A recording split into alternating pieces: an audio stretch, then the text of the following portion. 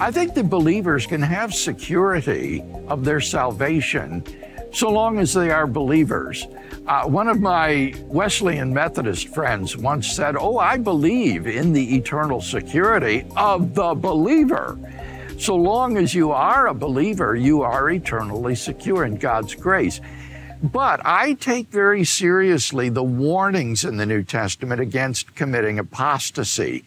For example, the book of Hebrews has especially pronounced warnings to these Jewish Christians who, under the threat of persecution, were tempted to renounce Christ and revert to Judaism. And the author warns them in no uncertain terms that if you do this, you forfeit salvation, and Christ will no longer be of any avail to you. And therefore, he urges them with utmost seriousness to persevere in the faith and not to commit apostasy and fall away. And so I do think that so long as a person is believing and following Christ, that he can be confident that he is saved. Now, of course, that doesn't mean that